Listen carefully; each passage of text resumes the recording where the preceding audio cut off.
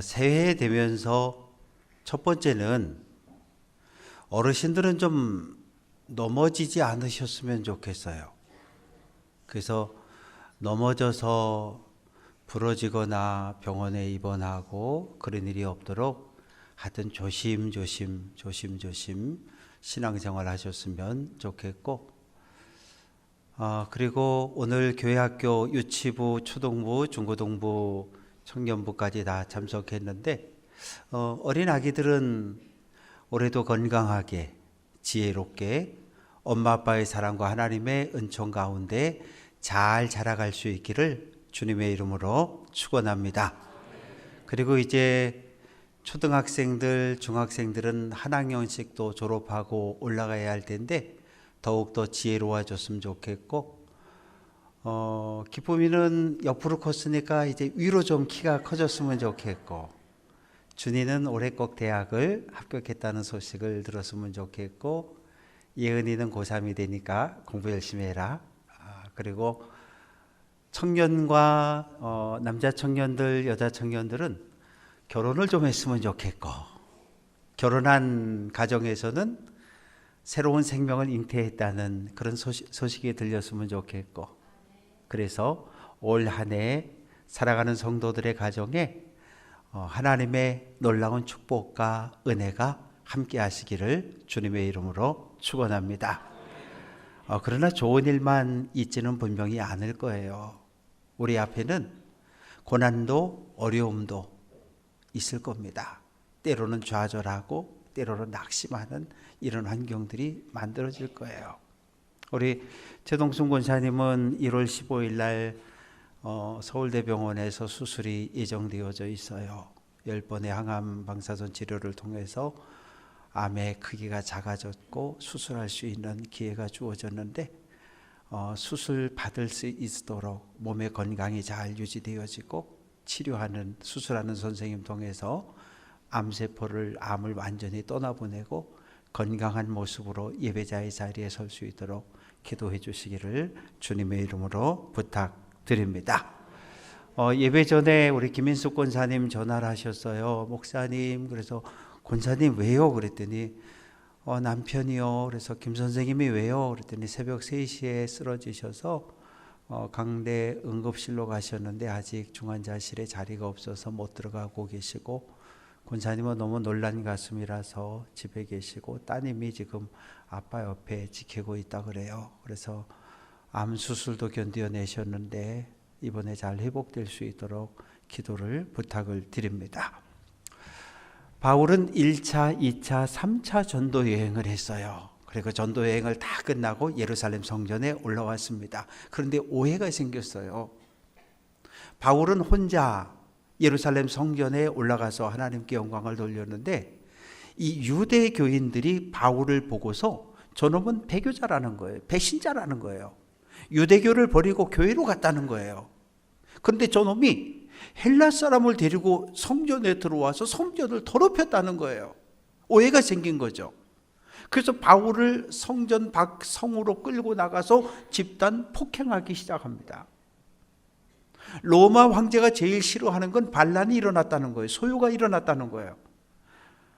예루살렘 성을 지키던 천부장이 부하들을 이끌고 와서 보니까 여러 사람이 한 사람을 두들겨 패는 거예요. 저놈이 죄인이구나. 붙들어 묶어라. 쇠사슬로 묶어서, 그리고 안토니오 요새로 끌고 들어가서 이 가죽줄로 묶어놓고, 그리고 채찍질을 하기 시작합니다. 너희 놈, 무슨 죄를 지었는지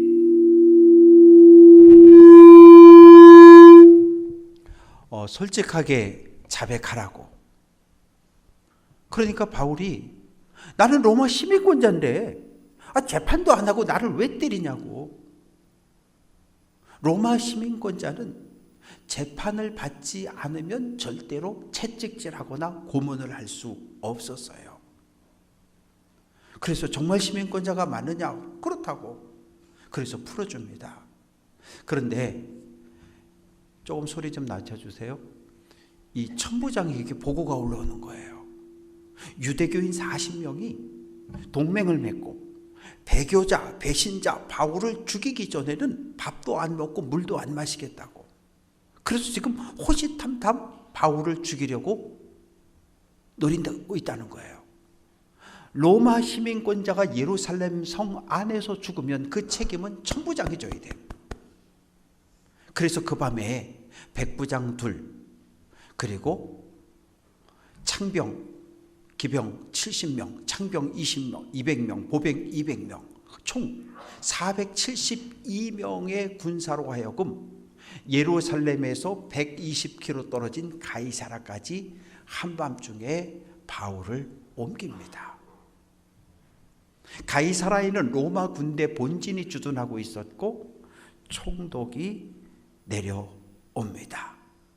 총독 벨리스가 있는데 아나니아라고 하는 대제사장이 내려와서 총독이요, 이 바울 이놈이 죄를 지어서 고발당했는데 가이사라 말고 예루살렘에서 재판할 수 있도록 이 사람을 예루살렘으로 올려보내 주십시오. 왜요? 예루살렘으로 올라오는 길에 중간에서 죽이려고요. 그래서 바울이 안 되겠다 싶으니까 총독이요, 나는 로마 시민권자니까 로마 황제에게 직접 재판을 받을 수 있도록 배려를 해 주십시오. 로마 시민권자는 로마 황제에게 직접 재판을 받을 권리가 있었어요. 그래서 로마로 오게 됐습니다. 로마에 왔는데 그냥 로마에 있는 감옥에 가두는 게 아니라 자기가 월세집을 얻는 거예요. 쇳돈을 내고서. 그리고 그 안에 들어가는 거예요. 발을 쇠사슬로 묶어버려요. 밖으로 나가지 못하게, 도망치지 못하게. 그리고 집 앞에 로마 군인이 지키고 있는 거예요. 언제까지? 1년 반 동안 예루살렘에서 대제사장과 고발자들이 와서 황제에게 고발할 때까지. 1년 반이 지났는데 고발자들이 오지 않으면 그냥 풀어줍니다. 바울은 지금 로마 가택연금 상태에서 에베소 교회에 편지를 썼어요. 에베소는 오늘날의 트루키에 소아시아 지역의 수도였고 정치, 종교, 문화 모든 것의 중심이었습니다.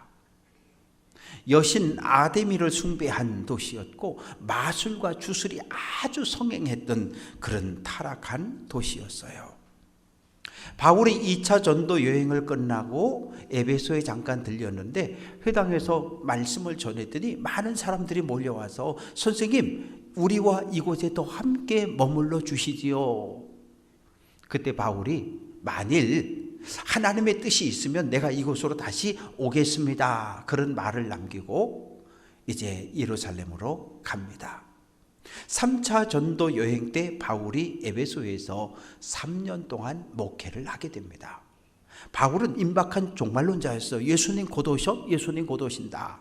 그런데 그런 바울이 보통은 한 달, 3개월, 6개월 복음 전하고 계속 큰 도시를 따라 이동하는 거거든요. 그런데 바울이 에베소 교회에서 3년 동안 머물며 복음을 전했습니다. 에베소 교회는 뭐 큰 문제는 없었어요. 아데미 여신을 섬기는 도시에서 신앙생활하는 것이 대단히 어려운 상황이었고, 교회 안에는 디아스포라 유대인과 헬라인들이 함께 모였기 때문에 서로 다른 전통과 문화 때문에 약간의 갈등은 있었어요. 에베소서를 통해서 바울은 같이 한번 해볼게요. 교회란 무엇인가? 바울은 교회가 뭔지, 교회란 무엇인가에 대해 우리에게 설명을 하고 있어요. 우리는 교회에 간다 그러면 교회는 뭐예요? 큰 건물이에요. 큰 건물을 교회라고 말해요. 그러면 바울은 교회를 어떻게 이해했을까요?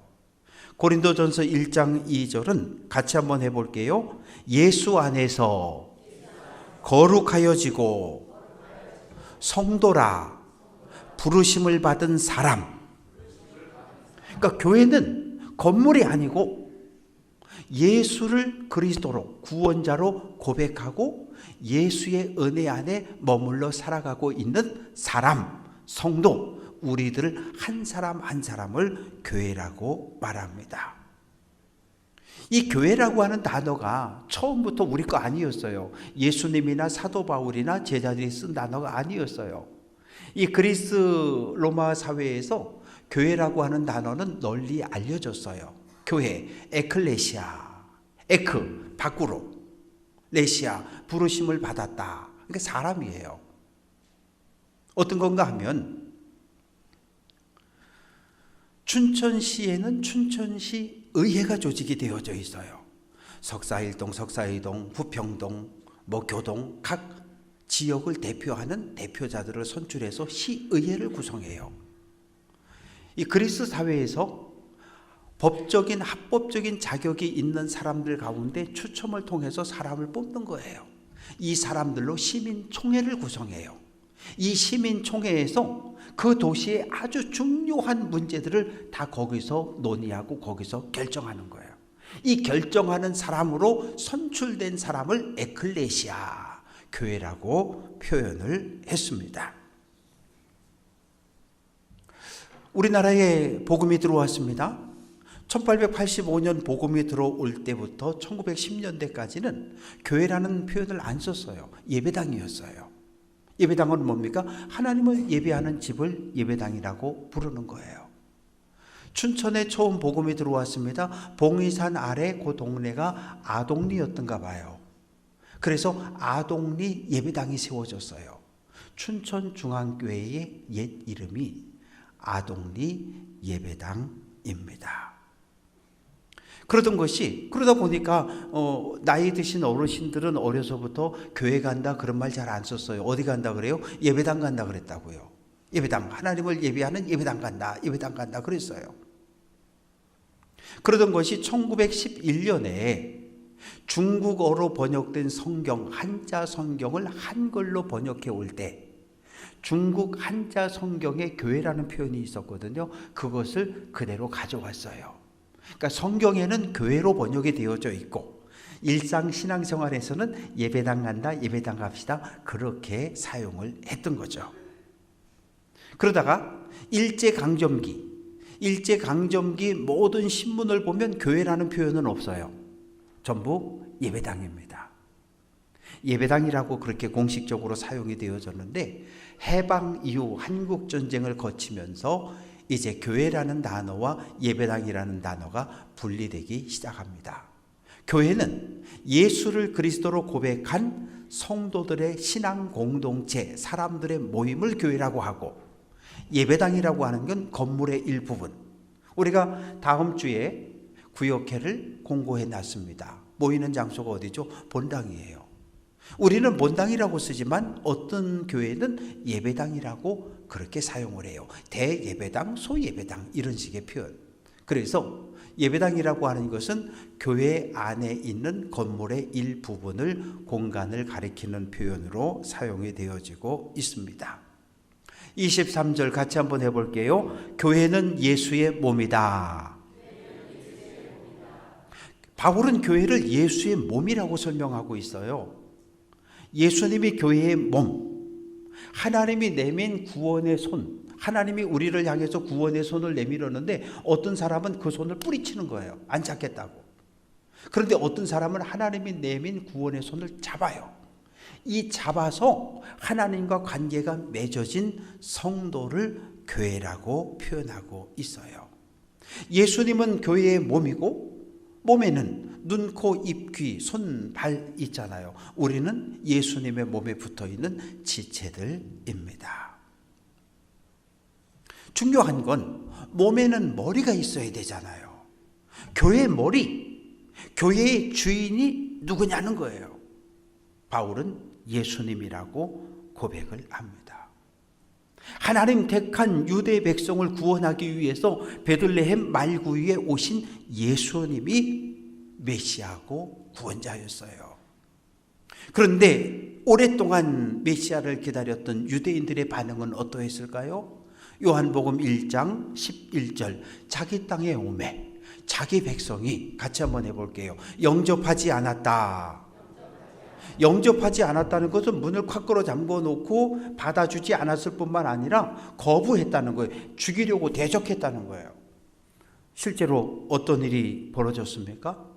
로마 제국이 임명한 헤롯 대왕은 유대의 새로운 왕이 태어났다는 동방 박사들의 보고를 받고 어떻게 했어요? 베들레헴의 2살 아래 모든 남자 아기들을 다 한꺼번에 죽여버렸어요. 예루살렘 성전의 대제사장은 예수님을 사내들인 공회에 세우고 신성 모독죄를 범했다며 사형을 선고합니다. 총독 빌라도는 예수님을 잡아다가 신문을 해요. 그런데 결론, 예수님은 죄가 없는 분이에요. 무죄한 분이에요. 그런데 사두개인과 바리새인들이 소리를 지르기 시작하는 거예요. 예수를 십자가에 못 박아 죽여라. 총독 빌라도는 예수님이 무죄한 것을 알지만 사두개인들의 목소리에 굴복해서 예수를 십자가에 못 박아 죽입니다. 예수님을 따랐던 제자들이 있죠. 열심당원 출신 가룟 유다, 은 30개를 받고 예수님을 대제사장에게 팔어 넘겼습니다. 예수님 체포당해서 골고다 언덕으로 십자가 지고 끌려갈 때 제자들은 다 예수를 버리고 도망쳐 버렸어요. 내가 수제자인데, 내가 수제자인데. 베드로는 어떻게 했습니까? 예수님을 멀찍이 따라갔어요. 계집종이 너 예수님 제자 맞지? 아니라고. 맞는 것 같은데 목소리가 아니라고. 난 예수 저 새끼 모른다고 저주하며 예수님을 부인해요. 그렇게 예수님은 십자가에 못 박혀 죽임당했어요. 그런데 놀라운 고백들이 이어집니다. 십자가형을 집행했던 로마 백부장, 이 사람은 예수님은 정말 하나님의 아들이었다 고백해요. 사내들인 공회 회원, 오늘날로 말하면 국회의원쯤 되는 아리마다 사람 요셉이 총독 빌라도를 찾아갑니다. 예수의 시체를 나에게 내주시오. 내가 그분을 존경하니 예수님의 시신을 장례하겠습니다. 그래서 급하게 염을 하고 세마포를 입혀서 예수님을 자기가 죽은 다음에 들어갈 새 무덤에 예수님을 모셔 놓았습니다. 금요일 날 오후 3시에 임종하셨고 오후 6시 이전에 장례가 끝났어요. 금요일 오후 6시부터 토요일 오후 6시까지 안식일입니다. 안식일이 지난 다음 날 새벽 막달라 마리아와 또 다른 마리아가 예수님의 무덤을 찾아갑니다. 무덤 문은 열렸고 예수님 시신은 없어졌고 천사가 이야기합니다. 너희가 찾는 예수가 살아나셨다. 부활의 소식을 전해요. 사랑하는 성도 여러분, 어떻게 죽은 사람이 살 수 있어요? 가끔 그런 이야기는 듣죠. 죽은 줄 알고 사망선고 내리고 관에 모셔서 화장하러 갔는데 소리가 들려서 열어보니까 살았다. 그런 이야기는 가끔 듣습니다. 그런데 어떻게 죽은 사람이 살아날 수 있을까요? 20절, 하나님의 능력이 예수 그리스도 안에서 역사했다. 그래서 예수를 죽은 자 가운데 다시 살려내셨다는 거예요. 하나님은 생명의 주인이셔요.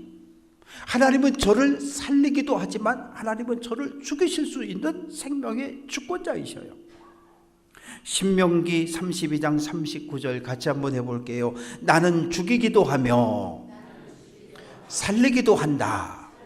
하나님은 생명의 주권자이시기 때문에 질병으로 고통당하는 성도들, 우리들의 병을 치료해 주시기도 하시고, 에스겔이 본 골짜기에 메마른 뼈들에게 하나님의 생명을 불어넣어 하나님의 군대로 세우기도 하시는 분,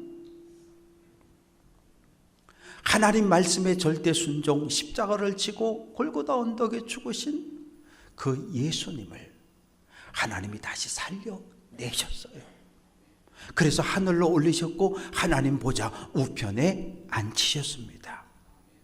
이 오른편에 앉았다는 건 대단히 중요해요. 대통령이 정기적으로 국무회의를 주관을 합니다. 대통령이 국무회의를 주관할 때 장관들이 쭉 앉아 있는데 대통령 오른편에 앉은 사람을 유심히 보세요. 누굽니까? 국무총리입니다. 왜요? 대통령 유고시의 국무총리는 대통령의 직무를 대행하는 사람이기 때문에 언제나 오른쪽 아니면 정면에 앉습니다. 대통령이 없을 경우에는 국무총리가 국무회의를 주관할 수 있어요.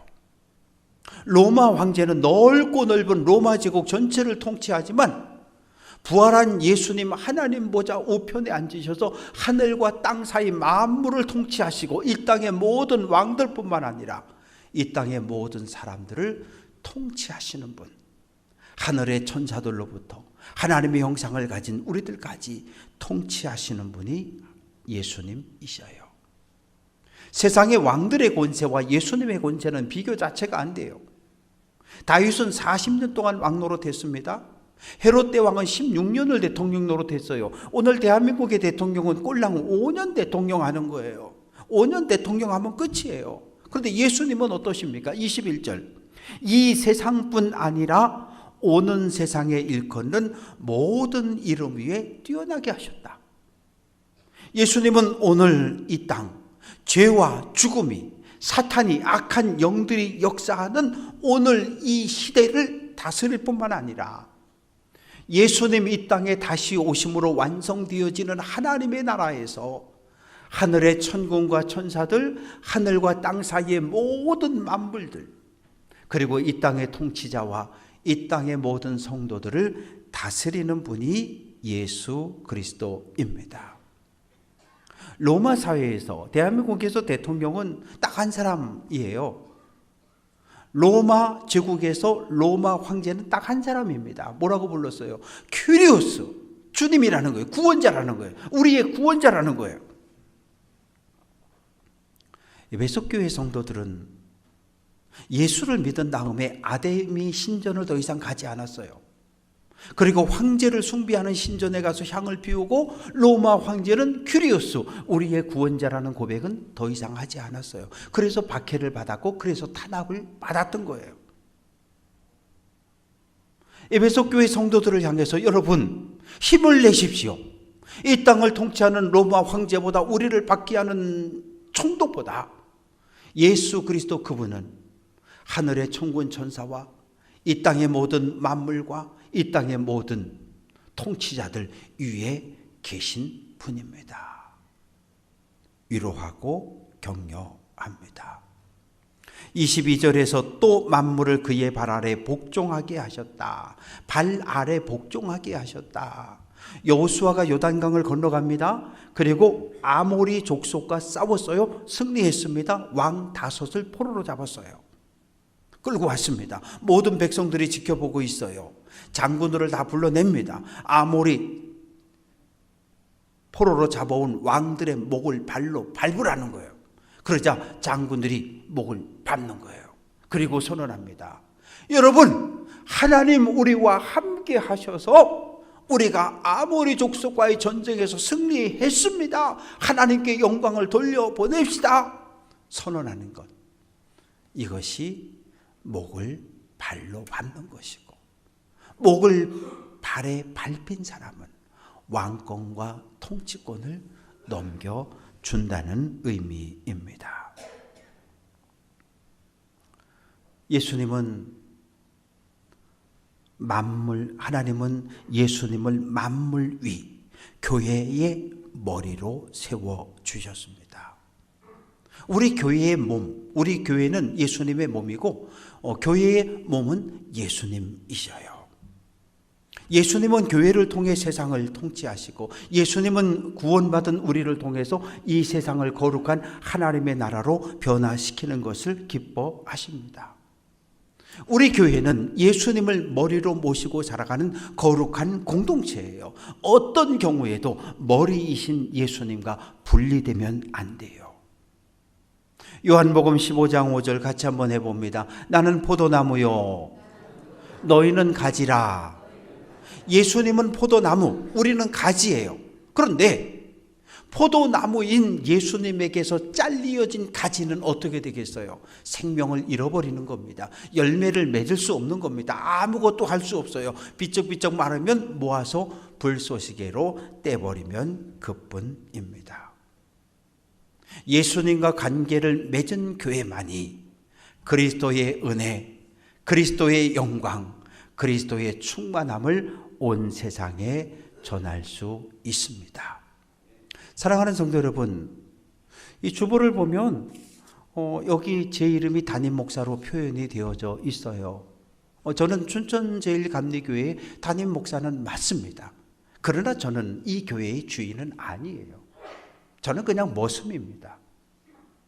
주인 대신 예수님의 말씀에 순종하는 삶을 살아가는, 그래서 말씀을 가르치고 전하는 목회자일 뿐이에요. 오늘도 예수님은 하나님 보좌 우편에 앉으셔서 우리 교회를 통치해요. 저는 예수님의 말씀에 순종하라고 목회자로 부름을 받은 사람이에요. 어떤 경우에도 내 생각대로는 아니에요. 하나님께서 명령하지 않은 일은 할 수가 없어요. 왜? 하나님은 내 생명의 주권자이기 때문에. 하나님의 뜻이 아닌 걸 해봤자 다 막히게 돼 있어요. 하나님의 뜻인데 안 한다 그러면 그건 역시 하나님께 벌받을 일인 것을 알기 때문입니다. 하나님 말씀에 온전히 순종하는 교회가 하나님 보시기에 좋은 교회입니다. 시편 67편 1절은 하나님께서 우리에게 은혜를 베푸사, 같이 한번 해볼게요. 복을 주신다. 하나님께서 우리에게 은혜를 베풀어 우리에게 복을 주신 거예요. 건강의 복, 시간의 복, 물질의 복, 모든 것이 하나님이 우리에게 주신 복인 거예요. 그러면 하나님께서 나만 배부르게 우리만 잘 먹고 잘 살고 큰 아파트로 좋은 차, 아니요, 그러라고 복 주시는 거 아니에요. 하나님은 우리에게 복을 주셨는데 그 모든 복을 어떻게 하라고요? 교회를 통해 예수 믿고 구원받은 성도들의 삶을 통해 세상으로 복을 흘려보내라고 우리에게 복을 주신 줄로 믿습니다. 거저받은 거예요. 거저받았다고요. 마태복음 10장 8절은 너희가 거저받았으니, 같이 한번 해볼게요. 거저주라. 거저주라는 거예요. 왜? 거저받았으니까. 거저주라는 거예요. 하나님께 받은 은혜, 하나님께 받은 복을 세상으로 흘려보내면 흘려보낼수록 우리의 삶이 더욱더 풍요로워집니다. 사랑하는 성도 여러분, 우리는 십자가에 죽고 무덤에 장사되었지만 하나님께서 다시 살려내신 그리스도를 믿습니다.